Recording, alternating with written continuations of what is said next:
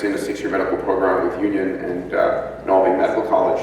And I remember we'd come back for Thanksgiving or Christmas and we'd compare notes. She'd go, "Really? You're not learning this stuff? Really? It's that easy? Really?" It was hilarious.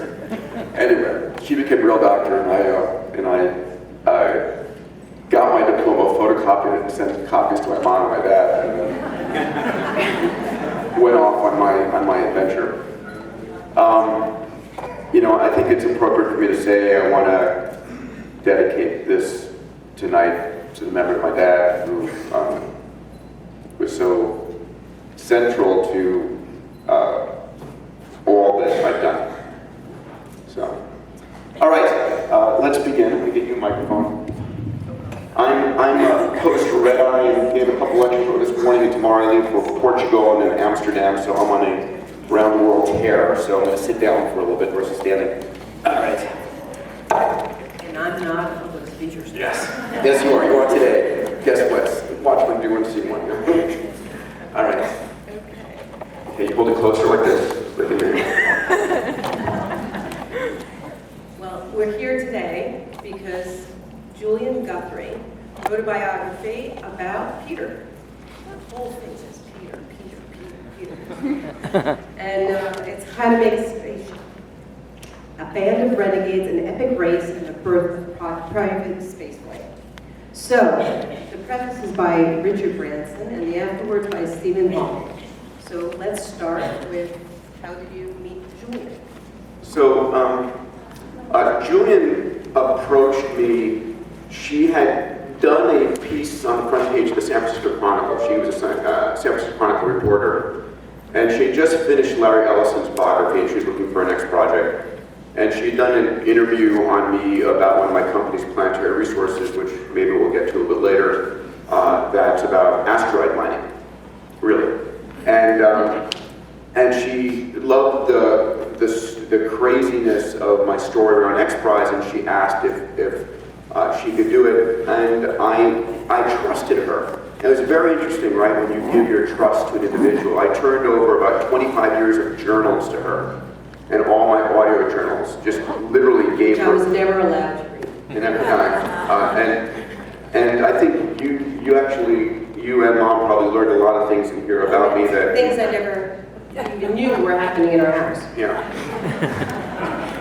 So the book did very well on the New York Times list, and it'll be turned into their bidding on it for a TV series or movies. We'll see where it goes. But she did an amazing job. I'm very proud of as a biography, and it reads very much like a novel. I hope you guys will take a look at it. But anyway, that's how I met Julian.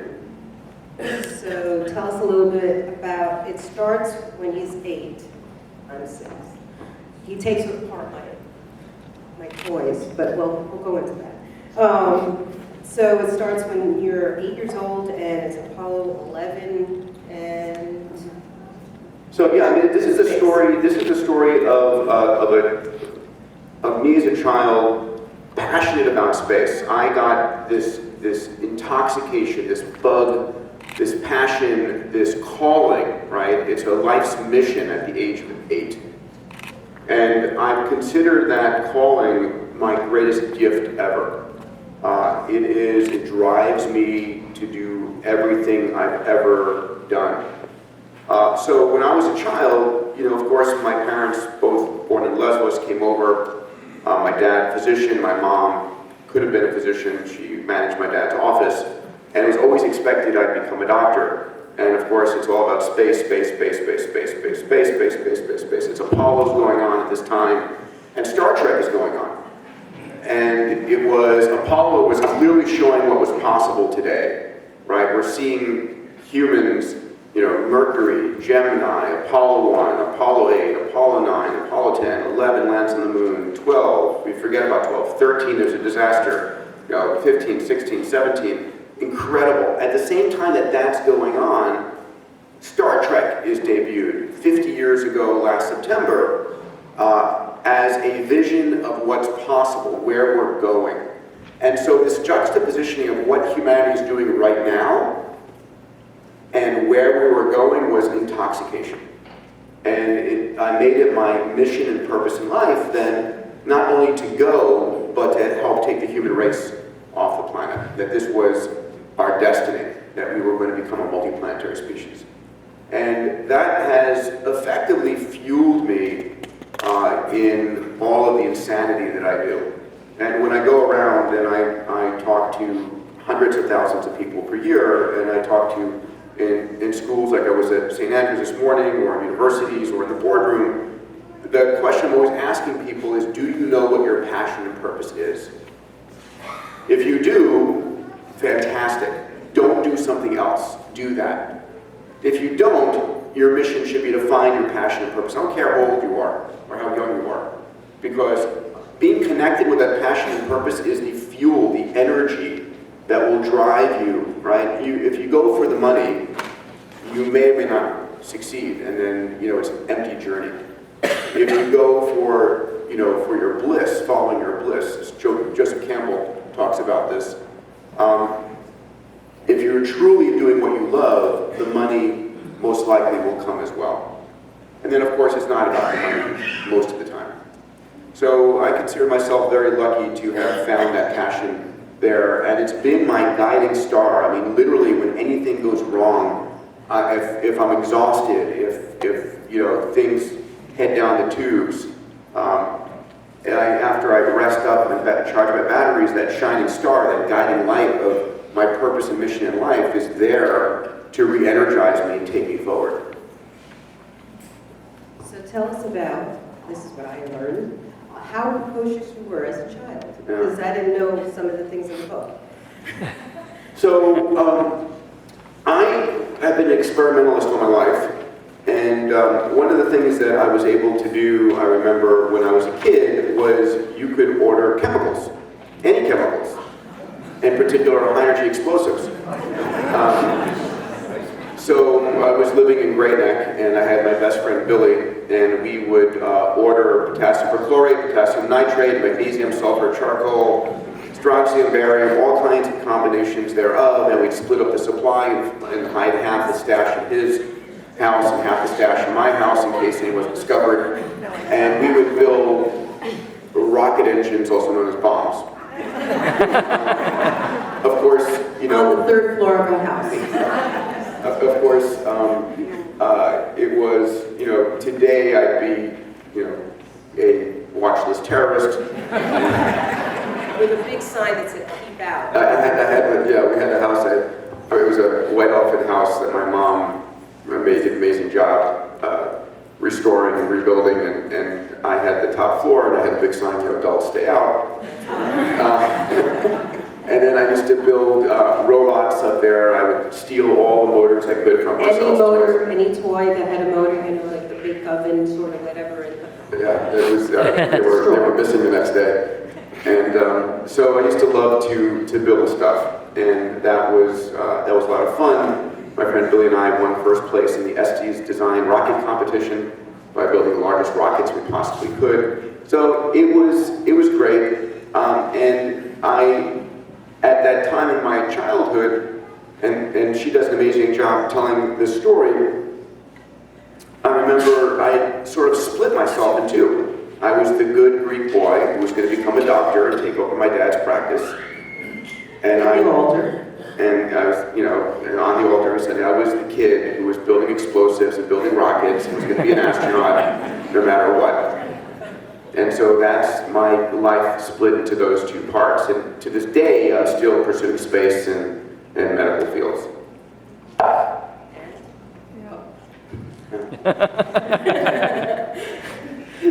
Saying you split, are you still split in two? Pretty Pretty much. After 18 companies and being an entrepreneur, you're split. So, tell us why you gave up on NASA, the whole NASA story. So, when I was a child, I would write away to NASA and ask for materials and wanting an astronaut application and so forth, and I would get very nice form letters back. And I ended up going to MIT as an undergrad. Really enjoyed the experience there. I went to Hamilton College my first year, and I actually want to tell a story around Hamilton College, which was a very fun story around my parents. So I was a freshman at Hamilton, which was a small 1,800 person liberal arts college, beautiful up in Clinton, New York. And I had not applied to MIT. Hamilton had a very high admission to medical school. And my freshman first semester, I took biology. And one of the biology labs, and Julie does an amazing job telling the story, is the fetal pig experiment, right? And any of you who remember in school or was pre-med, you get a fetal pig and you have to dissect it. Anyway, halfway through, the fetal pig lab counted for something like a third of your grade. It was a really important part of your grade. And I remember that I came down with chicken pox. I came down with chicken pox. And so I was put into the infirmary, and I missed like 2 weeks of school and 2 weeks of dissection, and I get out and I'm panicked. Panicked. So one of the things that Hamilton had was this incredible, very strict honor code that you sign, that any aberration of the honor code would put you, would expel you.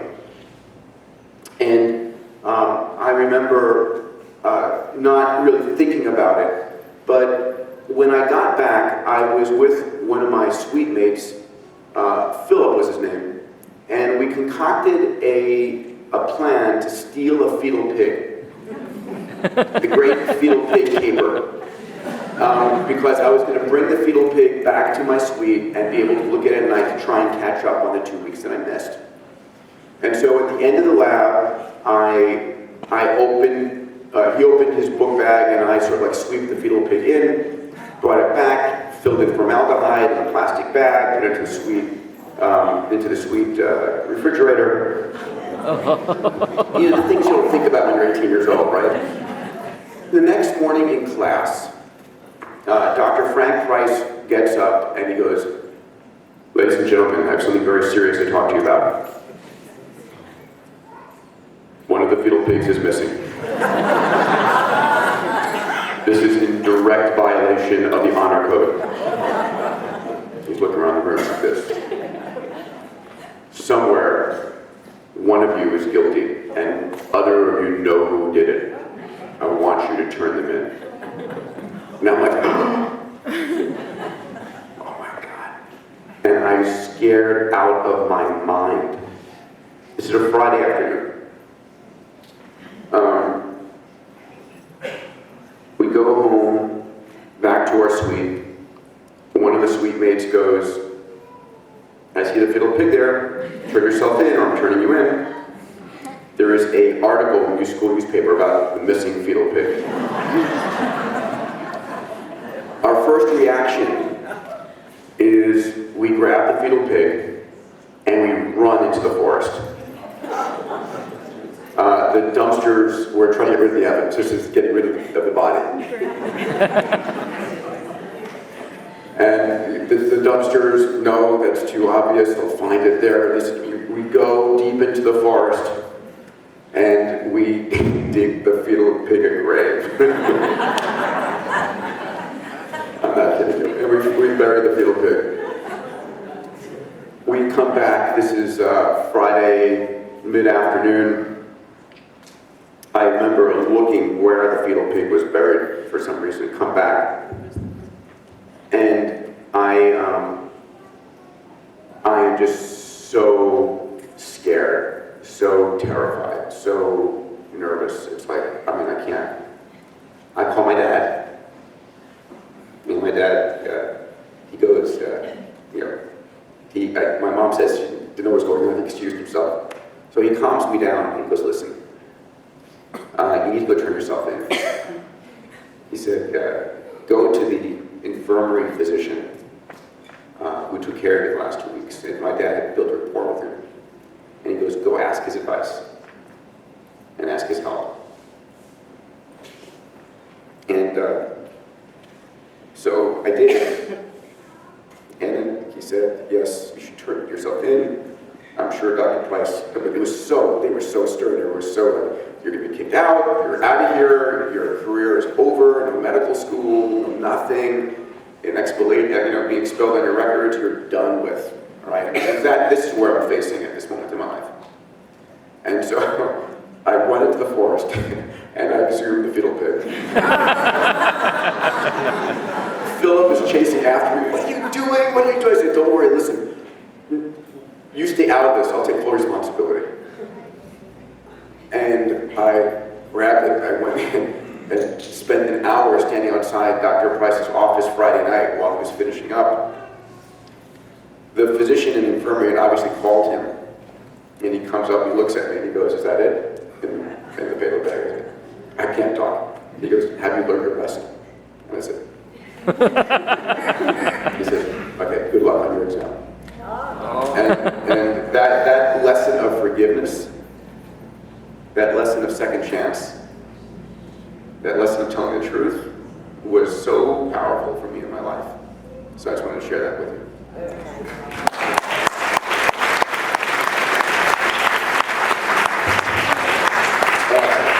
These twists and turns you take in your lives, you all know where you've had these right turns in your life that are just setting you on a completely different course.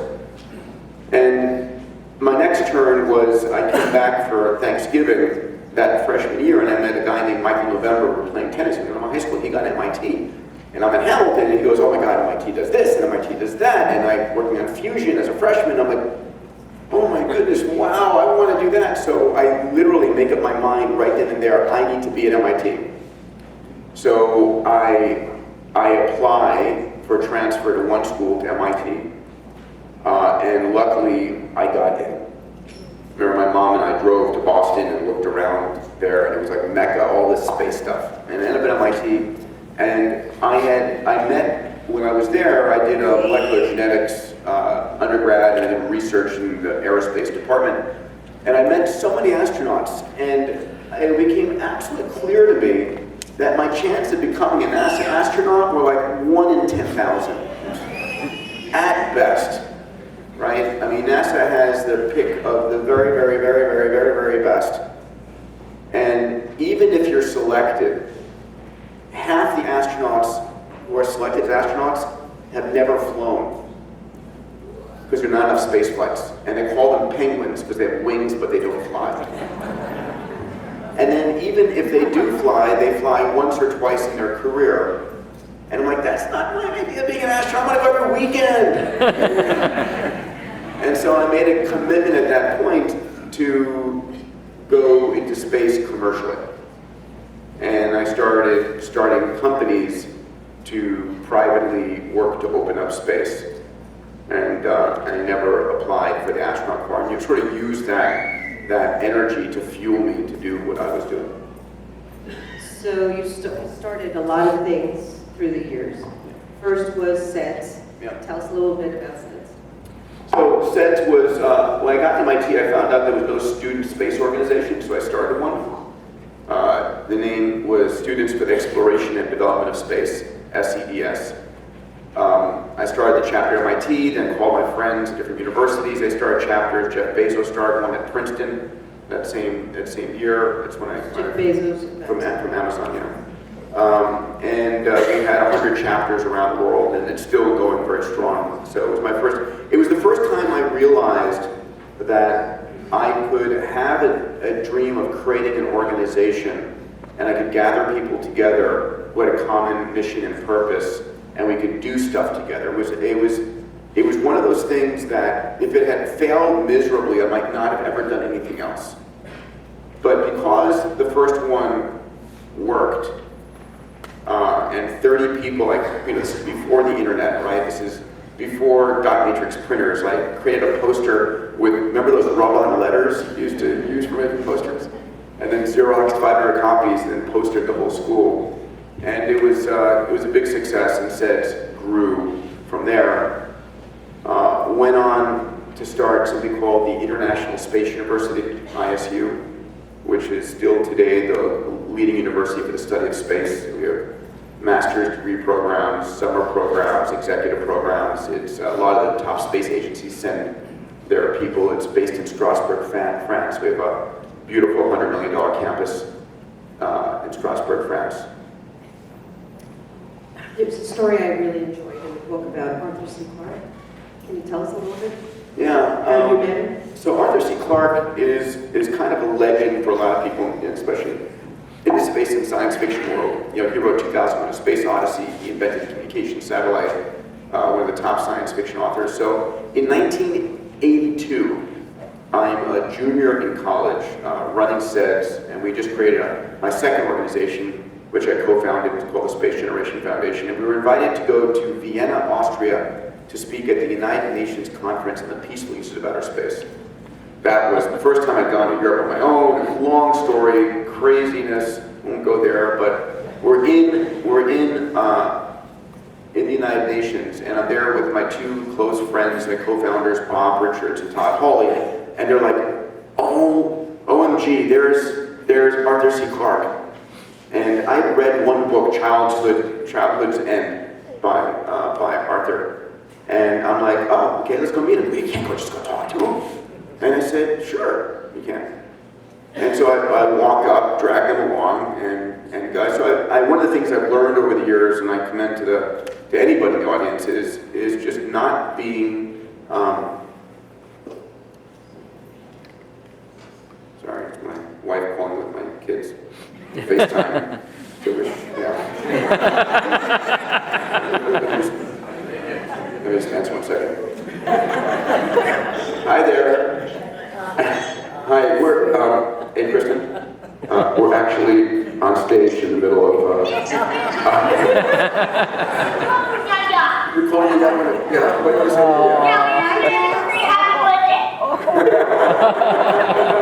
Hi, Jen. Happy birthday! Happy birthday! All right, she sends her love. We'll talk to you soon. I'll call you. Okay, I'll talk to you soon. Bye.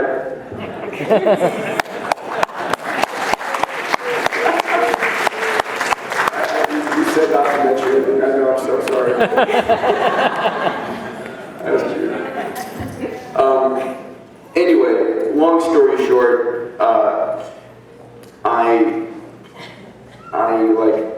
we meet Arthur Clarke very briefly, but he walks off to go do something else.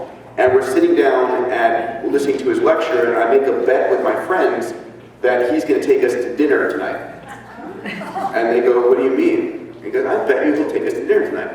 So after Arthur Clarke speaks, I go up to him and I say, "Dr. Clarke, we're these students from MIT, Georgetown, University of Toronto, and so forth, and we would love to take you to dinner tonight and just learn about you and so forth."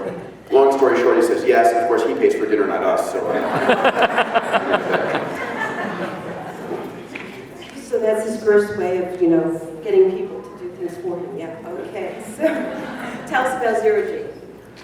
So I wanted to experience weightlessness, and it turned out NASA has this zero-gravity airplane that started in 1958, and it trains its astronauts on it.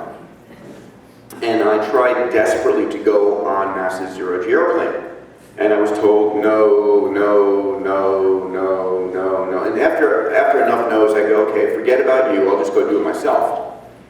Which is my typical reaction when people say it can't be done, or people say no, don't do it. So in 1993, I raised my first money to start a company called Zero Gravity Corporation. I did it with Byron Lichtenberg, who had flown 2 shuttle missions, and we were going to modify a 727. We walked into the FAA and said, "Listen, NASA's been doing this for 30 years successfully. We'd like to put 30 people in the back, in the back of the airplane, have an open 120 feet up ahead, take the airplane, go up, to a 45, 50-degree angle of attack, push over the top, take out their seatbelts, let everybody float inside." And they said, "You want to do what? What are you, nuts?" Anyway, the FAA fundamentally said, "No, forget it, it's never going to happen. Show us where in the federal aviation regulations it says you can do that with an airplane." And I'm like, "Show me where it says you can't." You know, and I realized in that moment that we had gone as a society to a world in which if it wasn't explicitly prohibited by the law, it used to be allowed, right? And now, unless it's explicitly allowed by the law, it's prohibited, which is a very dangerous place to be. It stifles innovation. So I came back at them and back at them and back at them. I remember the conversations with the lawyers at the FAA saying, you're going to be retired or dead by the time before I give up. It took me 11 years to get FAA approval. And it was an amazing woman, Marion Blakey, who was the FAA administrator, who finally said, yes, you can do this. And it took top down, and we've flown now close to 20,000 people. And I first met Stephen Hawking, who wrote the afterword of this book when I took him up into zero-G out of Kennedy Space Center here. We had sequenced his genome, he was getting involved in the X Prize, and he said, the X Prize had just been won for spaceflight. He said, any way I can go to space, this is through his computer and through his secretary. I said, I can't do that, but I give you a chance to fly into zero-G. And he said, yes, on the spot. And I remember this is 2007. And it's an amazing YouTube video if you guys want to. yeah, if you just Google Hawking and zero-G. Anyway, long story short, I say I'll take them to zero-G and want to make this a fundraiser for Lou Gehrig's disease, for ALS. And we announced a press release that Stephen Hawking is going to fly into zero-G, and seats are like $25,000 each as a fundraiser for Lou Gehrig's disease. And we sold like, $500,000 worth of seats, which we donated. And I get 2 phone calls the next day. One phone call from our aircraft partner who goes, you're insane. You're going to kill the most famous physicist on the planet. And another from a government agency, I won't mention who they are, but their initials are FAA, who said, no way, can't be done. And I'm like, what do you mean? I spent 11 years trying to get out of your grips. And they said, your operating certificate says you have to be flying able-bodied people. And so I'm like just spinning, I'm angry, I'm pissed. The whole reason I started zero-G was so I can fly and anybody could fly. Out of curiosity, anybody flown with us here? I know Richard, you have, and Christina, you have, Marcel, you have, anybody else? If we fly out of all over the country, it's not cheap, it's still $5,000 a head, but it's an extraordinary, Better than bungee jumping. magical experience. Anyway, so I had the presence of mind when talking to the FAA of asking, who determines whether he's able-bodied? And they said, that's an interesting question. I guess his physician or an aerospace expert. I said, okay. So I went and bought malpractice insurance.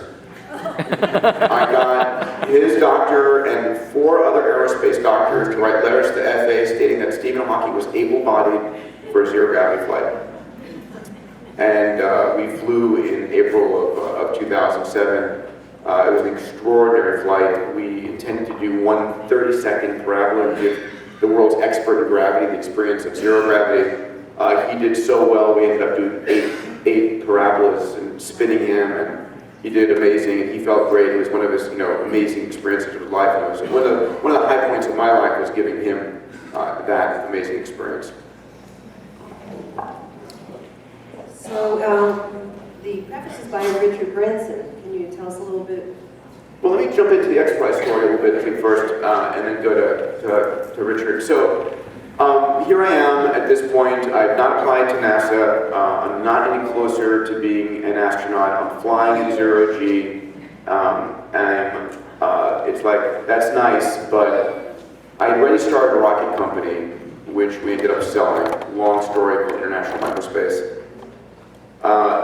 And I was given a gift of a book called The Spirit of St. Louis.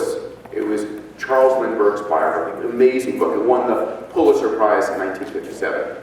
And it tells of the fact that this guy, Raymond Ortega, who was a hotelier in New York, a Frenchman, grew up in the Pyrenees Mountains, comes over penniless in 1901, works his way up as a busboy, hotel manager, hotel owner, during World War I, he loves the aviators from Europe and the United States and says, in 1919, I'm going to offer up a $25,000 prize for the first person to fly between New York and Paris or Paris and New York. And if you understood the trade winds, you go from New York to Paris.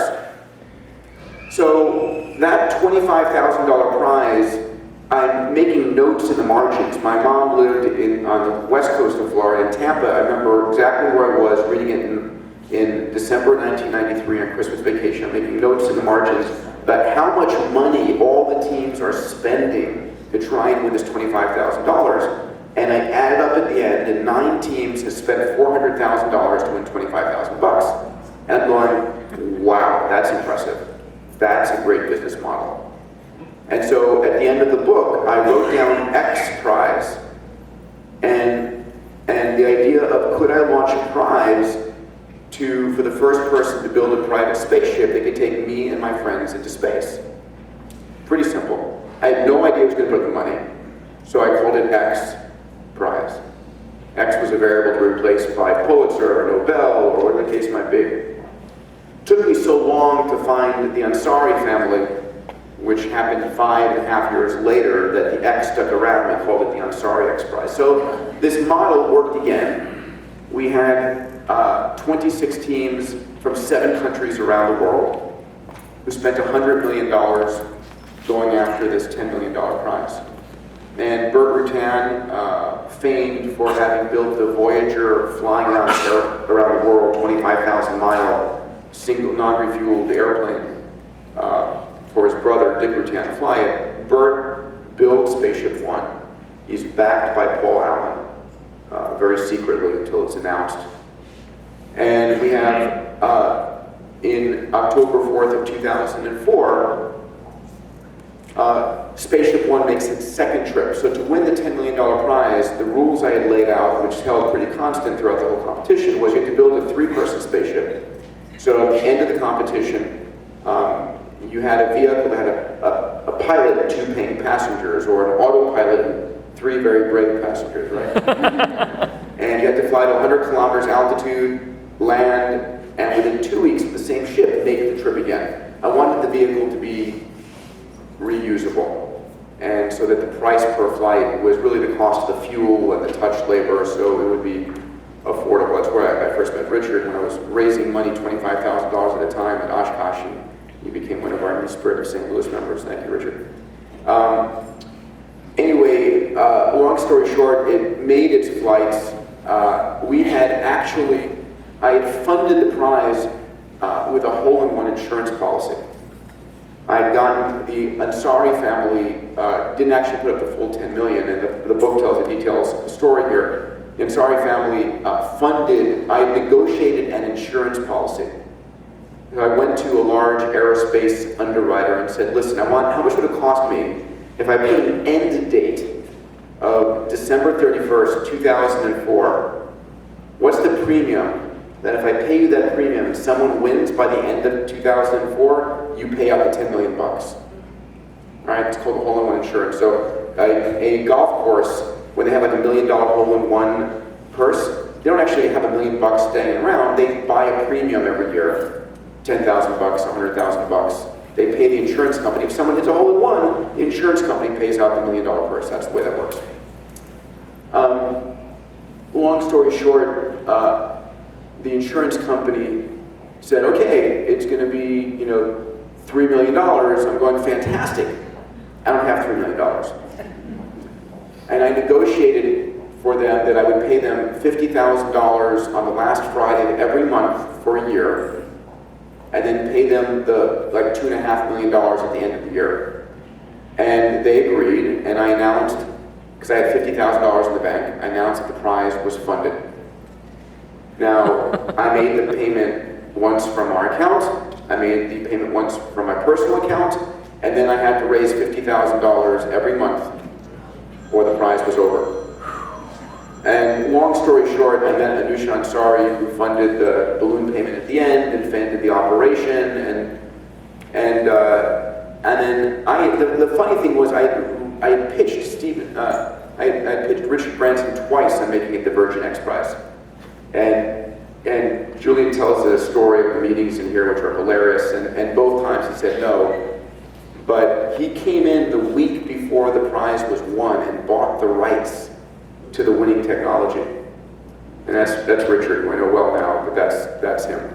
And he's very much the marketeer, the opportunistic, the brilliant businessman. And he committed $250 million to commercialize the winning technology, which I'm very happy for, and I've got my ticket to go up on Virgin when they become operational. So, right now, And I'd like, actually, if we could, just to mix it up, we can just to also take some questions from the audience, if you guys would be willing on any subject at all, other than sports and politics. I just want to, Yeah, but once you ask a question, I think what people think of it. well, at this point, you're described as an entrepreneur. Yeah. I'd like you to tell us exactly, like you were saying this morning, what is an entrepreneur for you, and what are your goals or the companies that you're most proud of? I think an entrepreneur is an 8-year-old kid or an 88-year-old gal. It's not defined by age, it's not defined by where you live, it's defined by a person who sees a problem or an opportunity and goes off to try and make it happen. Right? I think we're living during a very magical age where each and every one of us is empowered by access to more capital than any time ever in human history, access to more computational power, access to more knowledge than ever before. And there should be no limits. If you have something that you desire and want to do, you very much can. So I have my second university is called Singularity University. We study exponential technologies. We're backed by all the top tech companies. We have 8,000 applicants for 90 spots in the Valley for an 8-week graduate program that they learn about exponential technologies, and then they start a company during the course of that summer. But their goal is to start a company that can impact the lives of 1 billion people in 10 years. Right? That's the metric that is possible today. We call it 10 to the 9th plus impact. And so I teach these students, I say, want to become a billionaire? Help 1 billion people. The world's biggest problems are the world's biggest business opportunities. Right? That kind of thinking is so important. Please, a question here. We have a microphone going to circulate.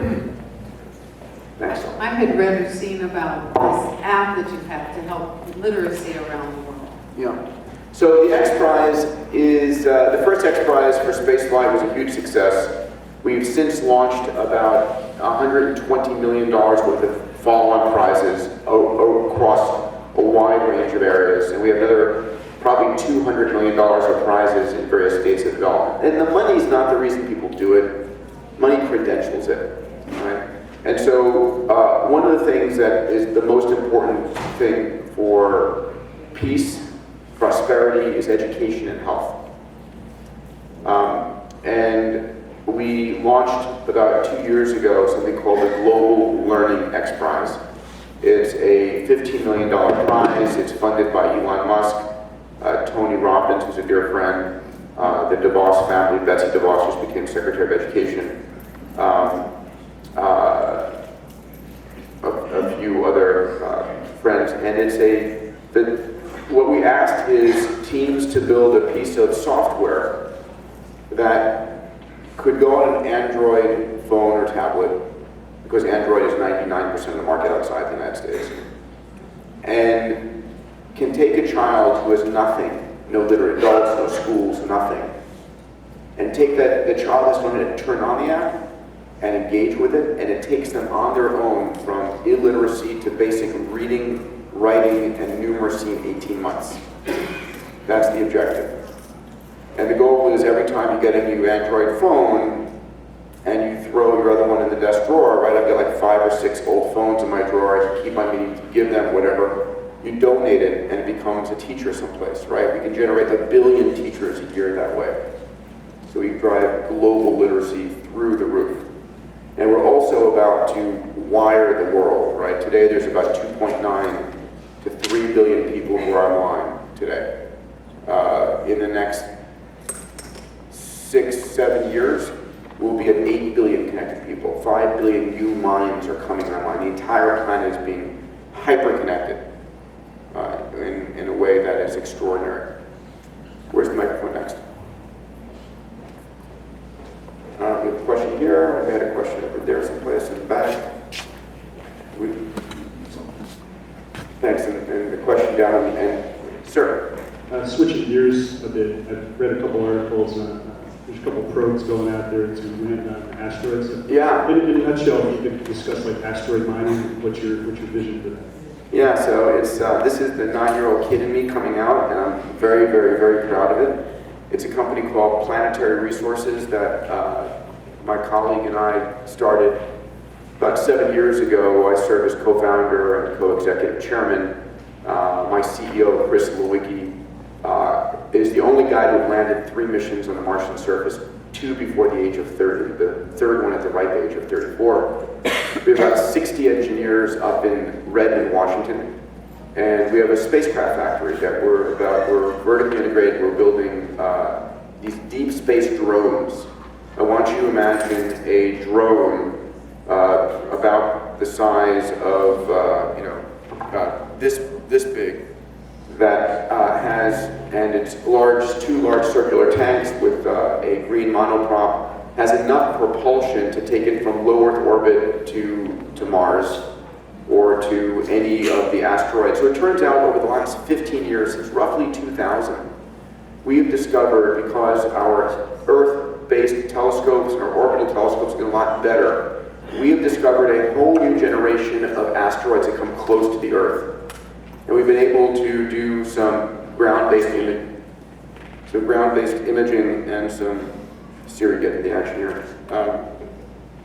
And so we've this class of asteroids that are near-Earth asteroids, and of those thousands of asteroids, if they hit the Earth, that's not a good thing. And planetary defense is a serious issue that governments don't take seriously enough. So I think about that a lot, because they have a tendency to wipe out cities or countries or planets. I think the probabilities are very low, but the upside of protecting yourself is so high. But anyway, we've identified 11 asteroids in near-Earth space. These are asteroids that co-orbit with the Earth that are large enough, low enough spin rate, made of the right materials, that we want to go and prospect those asteroids. We want to go and claim and extract materials from those asteroids. Now, those asteroids are worth on the order of $2 to $20 trillion in fuel, platinum group metals, construction metals, and so forth. Our first launch is 2020. We've launched 1 satellite. We'll be launching a whole sequence of spacecraft testing, and our first launch to an asteroid is 2020. The US government passed the law last November for ownership of asteroidal materials. The government of Luxembourg just put aside $250 million, $250 million to support this industry. They've invested $35 million to first that money to us. And so it's really, I mean, it's an insane idea, right? But we're moving it forward step at a time. What is your view of making Mars a priority? So if you come a little closer to the antenna, I think you're out of... What is your view about NASA having Mars as a priority in the next generation? What do I think about NASA revising? NASA making Mars, going to Mars as a priority. So, so NASA, I don't spend a lot of time thinking about NASA. And the problem is that the government has had traditionally this start, stop, cancel mentality, and nothing ever happens.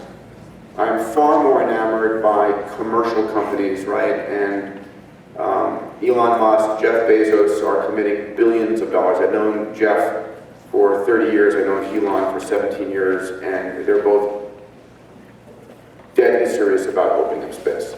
And I think the probability of them doing something is orders of magnitude higher than the government, because the government's not going to take the risk. All this stuff is risky business. And it's just, I think of the space program, I was once told this made sense to me, the space program is the way the government keeps the industrial military complex employed during peacetime. So it used to, under the first Bush administration, it was going to be, we're going back to moon, and that was canceled. And then under the next Bush administration, we're going to Mars, and then that was canceled. Under Clinton, it was moon and Mars, and none of this stuff has ever it's made it to paper studies, and it just hasn't ever moved forward. So Mars has been of interest, but the Republican administration doesn't care about Mars. Now they want to go to the moon. So it's this waffling and nothing ever happens. So it turns out we have, at the X Prize, we have a $30 million Google Lunar X Prize. Google put up $30 million of prize money for the first team who could land a robot on the surface of the moon. 27 teams entered that X Prize competition. 5 have bought launches to go this year. So the US, the Soviet Union, and the PRC have landed. The 4th may be a small company of 50 or 60 people. There's an Israeli team, there's a Japanese team, there's an Indian team, 2 US teams, I think that's roughly it, and a German team. Are the Russians ahead of us that way? Are the Russians ahead of us? No. The Russian space program has been slowly dilapidating and having more and more problems. Now, one of the problems is that one of my company's Space Adventures, we have a partnership with the Russians. We have sent 8 private clients to the space station. You've heard of Dennis Tito, perhaps, Ansari, Charles Simoni, Mark Shuttleworth, all these guys. We negotiate with the Russian Space Agency to buy seats on the Soyuz to take them to the space station for 10 years. The funniest story was when Dennis Tito, our first client in 2001, paid $20 million to us to go to the Russians, to go to the space station. And NASA said, no. And the Russians said, we don't care, yes. And so he launched on a Russian Soyuz up to the space station, and he runs a multi-hundred million dollar hedge fund, Wilshire Associates. He's an amazing financier. And so here's this US capitalist entrepreneur on the Russian half of the space station, not allowed to enter into the US side of the space station. Kid you not. Kid you not. All the BS that occurs in this global politics. We have another question over here. Sir. Yes, you know, Peter, I have followed your career since you were a student at Harvard University. Your father and myself were in the same hospital. A lot of times I read New York Times, the Wall Street Journal, about some companies, and I always question, what's the relationship of Peter with those companies? Even today, in the Wall Street Journal, there was a big article about SpaceX rocket. They say they have a lot of problems with the quantum problems, etc., etc. I'm wondering, are you related to these companies at all? Are you related to Elon Musk, who is involved? Are you related to Clarke, who is also involved in a program? What's your relationship to those? Elon is a friend. He's a board member in some of my companies, an investor, I'm a shareholder in SpaceX. I think SpaceX is one of the most extraordinary companies in the world. They fundamentally threaten the entire industrial military complex. Their vehicles are so much more capable than what the traditional aerospace companies do. When Elon launched the Falcon 9 out of Florida and landed the first stage with 9 engines back down at the Kennedy Space Center, I was tweeting, I said, that's a nail in the coffin of the aerospace industry, because they are unable to compete. Just like we're going to see a massive decimation of the automotive industry. Detroit and Germany are going to tank big time because of autonomous vehicles, because of Uber, because of what Tesla is doing, because of what Google spin-out Waymo is doing. They just will not be able to compete economically. And I have one more question. Can you name a few human diseases which have been tremendously affected by the space program, such as arteriosclerosis, cholesterol problems, cancer diseases, cancer, all these human suffering Are you opening? So is your question, why are we spending money in space instead of spending money on diseases here on the ground? So I don't know, I don't track what the medical spin-outs of space technology are, and nor do I ever value space for that kind of scientific spin-out, right? I mean, there's lots of books and documented research on the technology built during Apollo and shuttle and so forth that benefited us and all of that. But that's not, space is important to me because of the level of inspiration it offers. It is, we are as a species at a moment in time where we have a moral and ethical responsibility to back up our planet. What I mean by that is everything we've ever done, every dream, every song, every piece of art, every scientific discovery is on a very thin layer on the outside of this planet. And we are one asteroid impact or one pandemic or one whatever away from that being wiped out. You know, the Library of Alexandria. And we do have the ability today to back up the biosphere. We have the ability to back up the sum total of all human knowledge.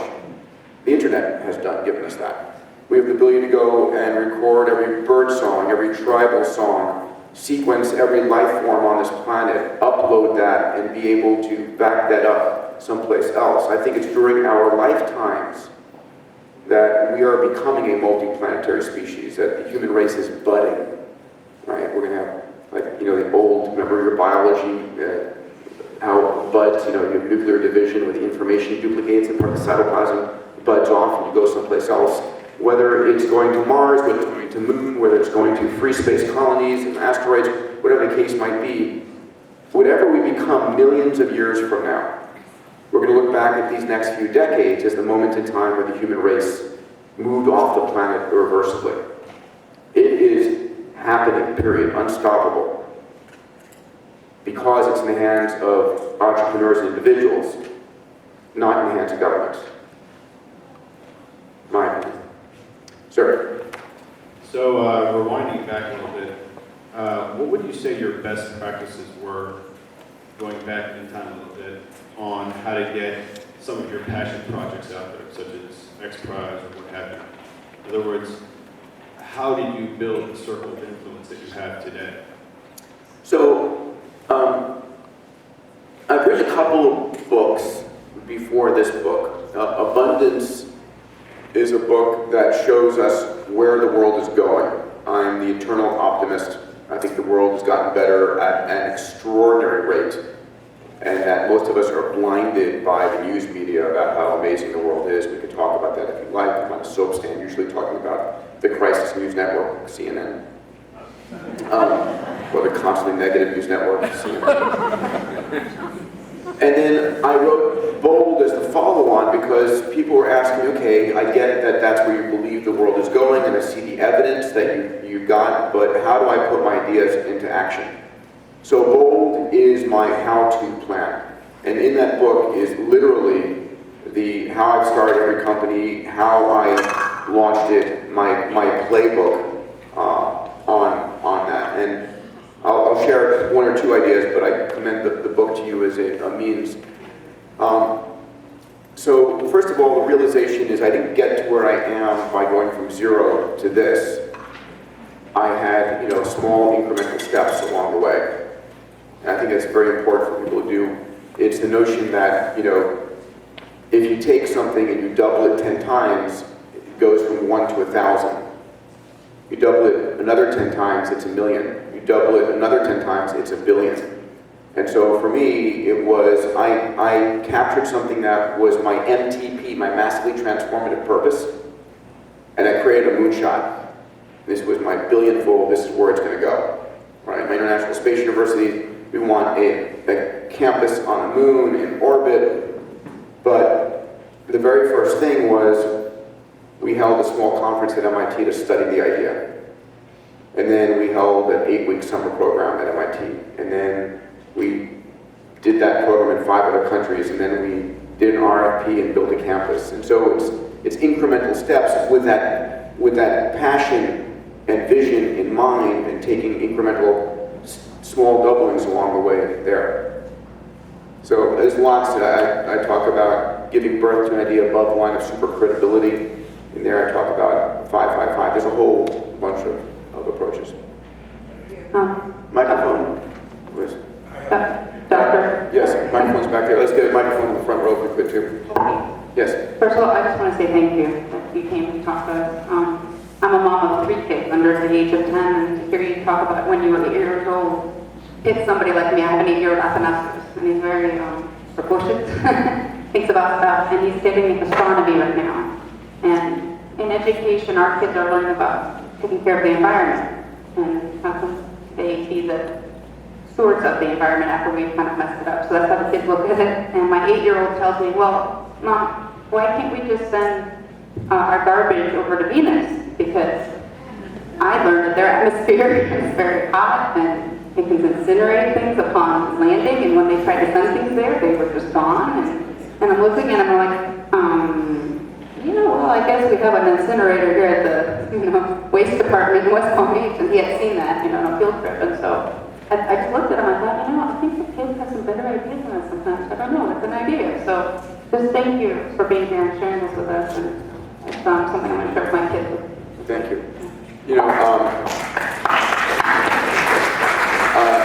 One of the related ideas you can relate back to your son that took a lot of very serious interest was getting rid of not just general waste, but nuclear waste by actually shooting it into the sun. And that was very seriously studied.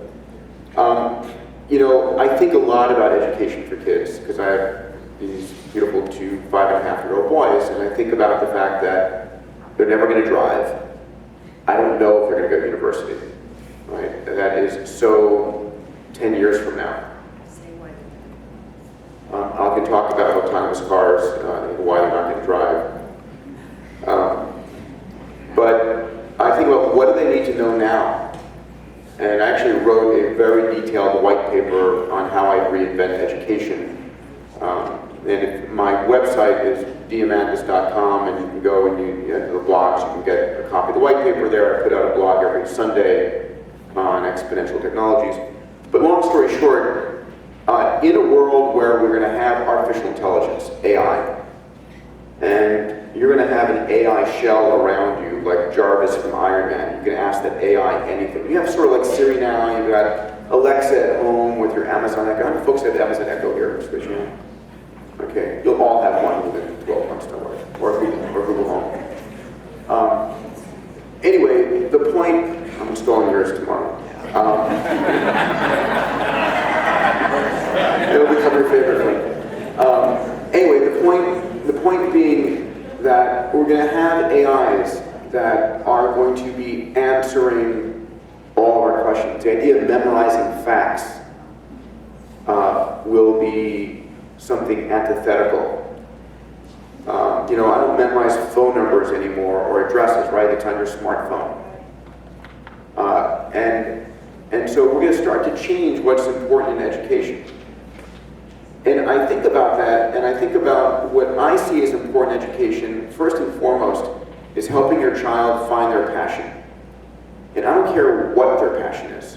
Honestly, I don't care. Barbie dolls, video games, it doesn't matter. You can make a career out of anything. One of my dearest friends, Richard Garriott, his dad was a Skylab and shuttle astronaut. All of his neighbors were astronauts. He never went to college because he was playing video games throughout high school. And he became just a rock star video game player and video game programmer. He made hundreds of millions of dollars writing video games, and he bought a flight to the space station to become the first second-generation astronaut, right? So who's to say that you shouldn't be playing video games and enjoying? What is your child's passion? Helping them find that and helping fuel that, right? So I had this dichotomy where medicine was interesting, wanted to make my parents happy as this good Greek boy, but space was my passion. I remember I told my mom in basketball time, I said, "Mom, I want to be an astronaut." She goes, "That's nice, son, you're going to be a doctor." So that's the thing that you want to think about. So it's what's their passion? The second thing is curiosity. Asking questions. When I'm in town and I drop my boys off, we live 2.5 blocks from they're in a transitional kindergarten TK program. Every day I say, ask good questions. That's all I say. Don't be well behaved. I don't say anything, I say ask good questions. Because I think it's the quality of the questions we're going to ask that's the most important thing. And then the final, so it's passion, curiosity, and then the hardest one is grit, not giving up. I think one of the if I have a superpower, it's stubbornness. Yeah, mom's nodding. It's not giving up. Sir. Can you keep your quick courage or treat you to your imagination and adventures at all? I'm sorry. Your Greek heritage. My Greek heritage, has it? Have been had any influence on your imagination and thinking? So I think, I'm very proud of my Greek heritage. I think what the biggest element that it played was learning about my parents when they were growing up in Lesbos and what their life was like. And the journey my father made from, really being rather poor to becoming a very successful New York physician. That journey he made was for me like me going to Mars. And so I've always said that that's my inspiration. I think about starting countries all the time. I haven't started one yet. I do think about starting a government, either in the virtual world or off-world, or the case might be. And I think we will be starting new nation states. I'm very proud of the Greek heritage. I am very vocal about saying I'm sick and tired about hearing about Greece 2,000 years ago. And I really want to hear about Greece today.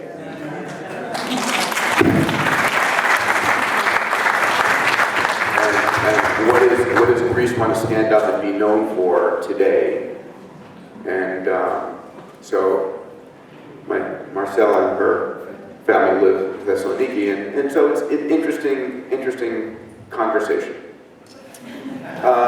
Microphone is there, yes, and then we have this person next. Yes. First, to ask you, in all the studies that you've done, in your heart, do you feel there's evidence of life on any of the planets? Oh, great question. Do I believe that there's evidence of life on other planets? So, first of all, I think life is ubiquitous in the universe. I truly do. I believe. So last year, by the way, the universe got 20 times bigger. What do I mean by that? It's always been believed that we have 100 billion stars in our galaxy, and we are in a universe of 100 billion galaxies. Last year, the data came back that we're in a universe of 2 trillion galaxies. So there's 20 times as many galaxies. Made my head hurt a little bit. And we have 700 quintillion planets. 700 million billion planets. So it would be really strange and I think irrational for us to believe that we're alone. Especially since our universe, as we understand it, is, what's that? Our universe is 14.5 billion years old, at least theoretically. This universe, there may be an infinite number of universes. And our planet is almost 5 billion years old, which means 9 billion years of history preceded our planet's formation. So the real question is to ask, where is all the life out there? And I believe that life goes through a transformation stage, and we're on the verge of that transformation. I think that's happening in the next 30 years, where we are giving birth to a species that we're merging with in terms of artificial intelligence and all of the, if you would, the information systems going on. I think that the rate of change is about to skyrocket. We're about to give unveiling to quantum computers, which are going to accelerate machine learning and AI. It's about to become really interesting. That's another book. In the back there, sir. And then if we could give a microphone for this gentleman over here in the third row as well. Please go ahead. You can pass the microphone over to him. When we colonize another planet, if it's executed by a private company and it's executed in a world where nation states and multilateral international institutions still exist, what role will they play? I missed the first 5 words of your sentence. When we colonize another planet, if it's executed by a private company, and it's done at a time where nation states and multilateral international institutions still exist, what role will they play in bringing... So that's a great question, and we've had these debates many times over. Elon is planning to send something called Red Dragon to Mars in 2 years, which is an unmanned version of his Dragon capsule, which is designed for a vertical landing. And then looking to launch a manned Mars mission in 2025, landing in 2026, on his own, not asking the government's permission. Which I think is the highest probability of actually happening. So what happens when we go to Mars, or we go to the moon, or we go to what are known as free space colonies, not in any gravitational hold, and we establish... I think human nature has not changed in 500 years. So I think you'll have play out exactly what played out when the European explorers colonized the New World. There'll be an attempt at sovereignty. There'll be an attempt at land grab. There'll be an attempt at, making it part of a nation, but that the distance just did not allow that. And so, yeah. And we had over here. Yes. Okay. All right. Thank you, Dr. Diamandis, for coming. I think, like all of us of my generation, we've seen incredible change in the world. Just the connectivity alone and the internet, as you said, has allowed us to work in ways we never saw before. And my children now have become so accustomed to technology at such a greater pace than even we had. With the connected internet, the internet of everything, as we talk about, every device and every sensor out there potentially allowing us to get all this information, as you said with AI, making our lives easier. What concerns do you have as to how that will affect us as a species as we go forward? And I ask this because you brought up, and it was an interesting blurb I read about you, how your father didn't want you to have a calculator when you were younger, thinking you wouldn't dull your skills. Then you got your first programming calculator and you showed what you could do with that. I think critical thinking is very important. You bring up a great point about that. As we continue to improve exponentially, are there going to be those fundamental skills? Are they going to erode, which led to people like yourself and other creative types that have that grit and ability to see beyond? Is it possible that we will, in essence, cause limitations to ourselves by outsourcing those skills that we have to artificial intelligence? So let me give you guys a little view of where we're going. And I don't mean to freak you out or scare you. I just want to give you a little bit of over-the-horizon radar. One of my partners, I serve as the chairman of Singularity University. The chancellor is a guy named Ray Kurzweil, who's considered one of the smartest thinkers in AI in the world. And Ray, if you Google him, has made predictions over the years on technology at about an 86% accuracy rate. So his latest prediction for the year 2033, which is what, 16 years from now, is that we're going to be plugging our brains into the cloud. So what happens when you want to know something and you think it and you know it instantly?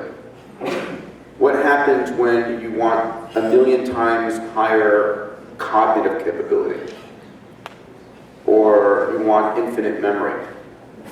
When you're plugging your brain into we're wiring the planet, right? We're wiring the planet, every aspect. We're about to deploy the 5G network that Qualcomm has principally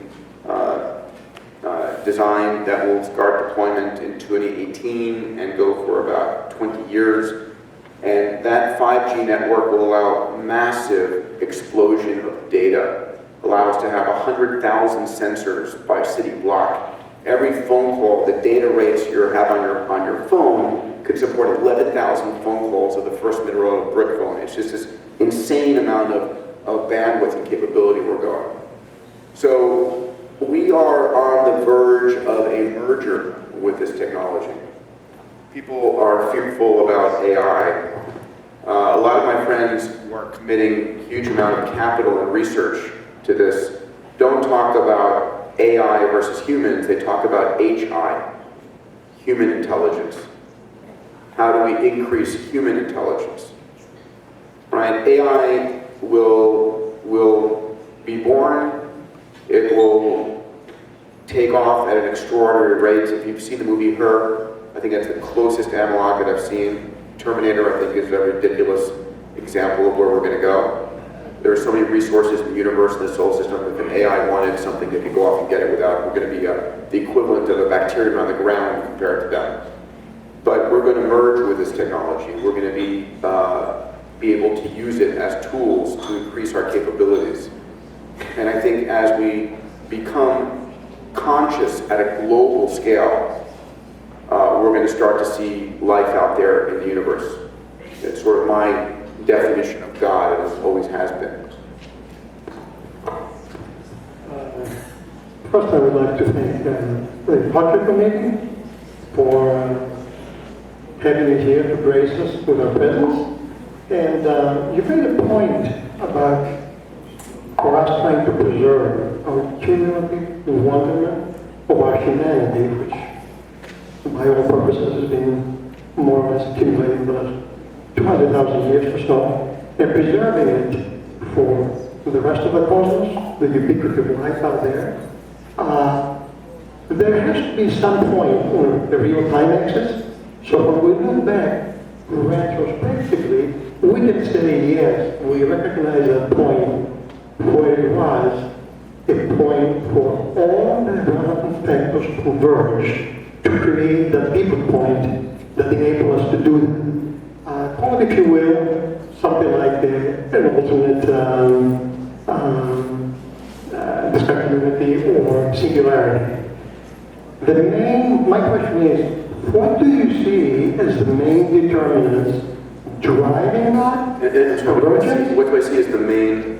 The main determinants, and I'll just mention three. One you already did. The neurocortex wrapper that will enable brain to cloud and brain to brain interaction. The other one is the AI deep learning algorithm approach.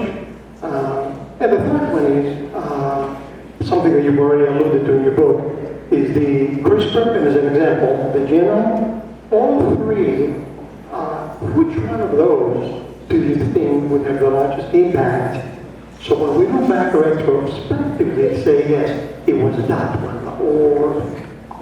So the gentleman's asking a question about, we have a number of very rapid and very powerful technologies coming at birth right now. Deep learning / artificial intelligence, CRISPR, Cas9 technologies, which are gene editing technologies. It's technology that's been recently uncovered and has become usable to actually edit your own genome, right? Not the genome of somebody who's going to be born, someone who's alive today, right? And it's extraordinary. And then you talk about brain-computer interface, which is connecting the human brain, brain to brain, and brain to cloud. They're all intertwined and they're all happening rapidly. And I think I talk about this a lot to the CEOs and the people I talk about, that you can be an expert in any one of these technologies, but it's the convergence of all of these that are driving a transformation right now. I talk about a transformation of the human race over the next 20, 30 years. My dear friend Ray Kurzweil calls it the singularity, and he pegs it as 2029. And that's a point at which the rate of change is so fast, you can't predict what's going to happen next year. Right? 2029 is 13 years from now, 12 years from now. So, sir. Last question. Last question. The Spanicopa does have it. I saw it. I could smell it. There we go. Phil Nicosis, great to see you again. So, asteroid capture. Yeah. $20 trillion. Yeah. I'm intrigued. Yes. How can you explain to us perhaps the methodology by which you would extract really easy. The asteroid? It's very easy. Thank you for asking. We just closed our Series A financing on. We just closed our Series A financing on planetary resources. We're backed by Larry Page and Mark Andreessen, and the government of Luxembourg is one of our largest investors, interestingly enough, right? They committed $250 million in capital to support this field. So these asteroids, we identified 11 of them. They're the Manhattan Islands of space. We know exactly where they are, what their spin rates are, how big they are, how long it'll take to go out. And we identified one of them, 1999 JU3 is our first target. It's about 1 kilometer in size. There are 3 useful elements of this. And if you think about it, what's driven human frontiers have always been resources, right? The Silk Road, spices, gold, all of the things, resources. So we are going out to 1999 JU3. Our first resource we're going after is fuel, liquid oxygen and hydrogen, in the form of water. So these asteroids are typically 20 to 30% water. And all you have to do is take a large inflatable mirror. This technology was proven over 20 years ago. Focus the sunlight from the sun, using that inflatable mirror in 0G, on a spot of ice, and the water sublimates. When you see a comet flying through the sky, and you see that cometary tail is ice crystals. The comet's coming close to the sun is heating it up, the water is vaporizing, it refreezes and makes these beautiful shimmering crystals that reflect the sunlight back at your eyes. So imagine you brought your spacecraft there, we mass manufacture these deep space drones. You go there, you inflate your mirror. Again, it was demonstrated large scale in orbit off the space shuttle 20 years ago. You focus on a beam, you never touch the asteroid. The water bubbles off the asteroid, you put a piece of metal. Okay, all of space is cold. It's 4 degrees Kelvin, 4 degrees above absolute zero. 1% of the ice gushing, now vapor gushing off the asteroid, 1% hits the metal. It freezes and you get this large chunk of pure ice that builds up off the asteroid. 99% is lost, but that's okay. You've got $100 trillion worth of ice on this thing. You bring back 200 or 300 metric tons of ice to Earth orbit. It's worth today $20,000 per kilogram on orbit. That's what NASA or any company would pay for ice in orbit. It's what it costs to take water off the surface of Earth and launch it to space. Water is, 88% actually north of that, probably north of 90% liquid oxygen by weight, and that's the rocket fuel. So we're setting up the fueling depots in space for Lockheed Martin, for Boeing, for SpaceX, for Blue Origin, and then what's left over, what the dust left over when the water vapor escapes is nickel, iron, cobalt dust at about 50 micron size, and you can use 3D laser printing to print metallic structures out of that. Anyway, it's a long story, but that's the easy example. Okay. By the way, we just signed a deal for our first mission for 1999 JU3. We have the largest Chilean mining company is underwriting a quarter of that mission right now. Thank you very much. At this time, we'd like to have a brief presentation.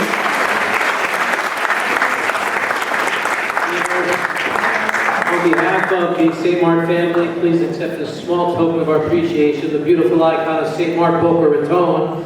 Know that as you're traveling the world, the universe, that we are here praying for you for safety. Marcel, we love you. Thank you for being with us. Tula, it's indeed a blessing. And Christine, God bless you. And know that we're continually praying for your father at each liturgy here at St. Mark.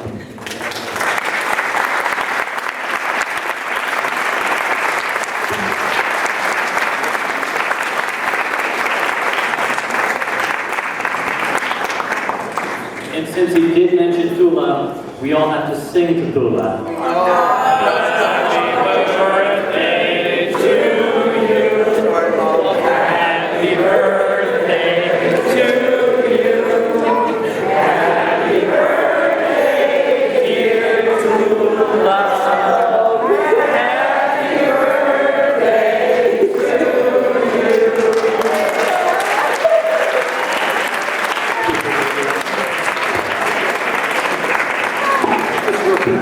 One of folks here, we want to thank Peter for being here. We had a busy day today. My guy started early in the morning, and he was at St. Andrews, and he's had a little tendonitis issues, so he's struggling today, but it was great. We are very proud of you, as you know. We love you dearly. We love your father dearly. Your whole entire family, including us, are very proud of what you've accomplished in your life. My God, it's amazing. I don't know what Tula fed this guy, but I'm going to send my son over to his house tomorrow morning and we'll start feeding. It's just truly amazing. Yeah, exactly. It's going to come your beloved, I know your father right now, who we love him dearly. He was he's Dr. Harry, Papu Harry to us all. I know he's watching down from today. He must be so proud of you for coming back to St. Mark, his church, and honoring him in this way. I guarantee you that he was such a gentle man. He was just, and I can see where you get your drive, because he didn't like rules, Dr. Harry. You told him to park somewhere, he would park the other way. He was like that, so I understand that. But right now, I'd just like to have a short toast. We want to thank you. Our hearts are with you, and our prayers, and have safe and healthy times ahead of you. To the St. Mark family. And